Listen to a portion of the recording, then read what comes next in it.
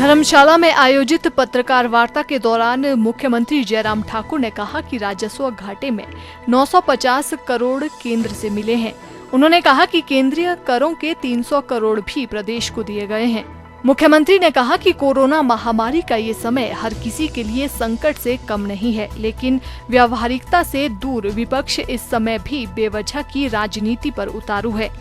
उन्होंने कहा कि जरूरत इस बात की है कि वे लोग भी इस समय की परिस्थितियों को समझें।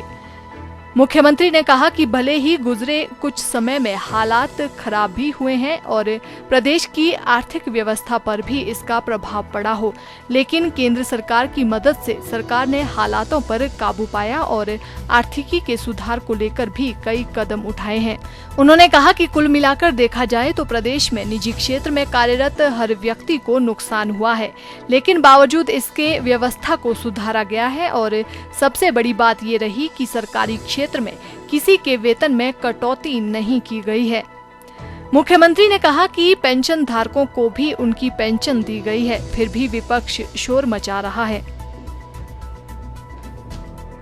ओवरऑल अगर मैं कहूं कि 2020-21 का जो हमारा जो फर्स्ट क्वार्टर है उसमें जो लॉस है जो हमारी इकोनॉमी को, यहाँ पर इकोनॉमी को अभिप्राय मेरा जो हमारे पास रेवेन्यू वगैरह सारे आने थे तो वो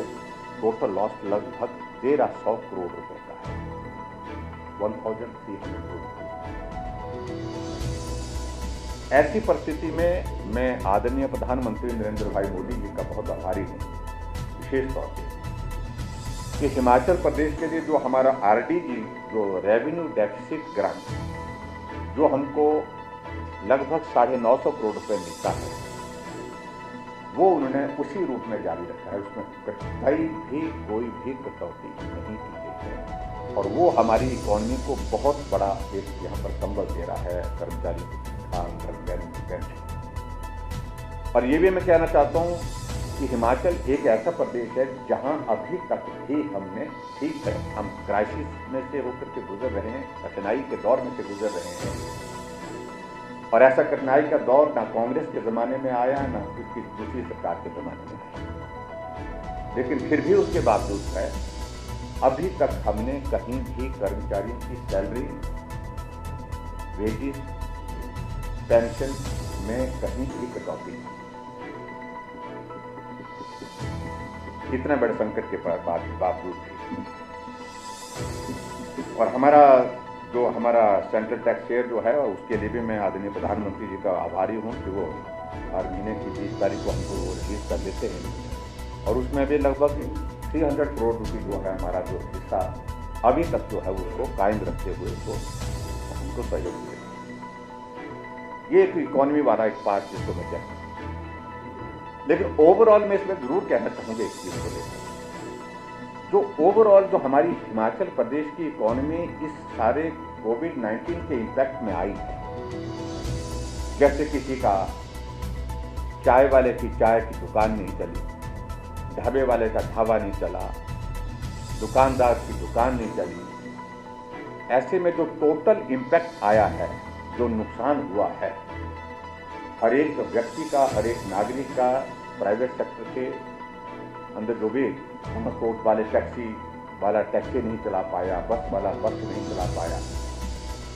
जो टोटल इकोनॉमी को जो डैमेज हुआ है ये आपको करों की बहुत मतलब हमारे लिए ऐसी परिस्थिति है जो टोटल लॉस हुआ है इस ऑलमोस्ट 30,000 करोड़ का, 30,000 करोड़ रुपए का लॉस जो है स्टेट की इकोनॉमी को ओवरऑल। मैं बिल्कुल इनका जो है वो सुझाव का स्वागत भी करता हूँ। ये लापरवाही बरतने का दौर नहीं है, सच्चाई सावधानी से काम करने की आवश्यकता है। कुछ जगह जब मैं आया तो थोड़ा कुछ जगह ऐसी परिस्थिति हुई, लेकिन पिछले कल से हमने बहुत सख्ती सारी इसमें की है और जो लोग मिलते हैं दूर से मिल रहे हैं और कोशिश यही की जा रही है फूल माला ये वो सारी चीज़ें बंद और सावधानियों का दौर मुझे लगता है कि अभी सभी के लिए है और बहुत ज़्यादा है, पहले की तुलना में और ज़्यादा, क्योंकि स्प्रेड इस सिचुएशन में और ज़्यादा बढ़ा है। उनके इस सुझाव का हम पालन करने की कोशिश कर रहे हैं और निश्चित रूप से करेंगे। इसलिए प्रवास बहुत लंबा नहीं है, बहुत कम जगह जा रहे हैं जहाँ उद्घाटन हम ऑनलाइन कर रहे हैं, कुछ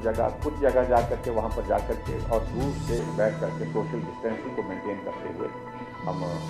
कार्यक्रम करने की कोशिश करें।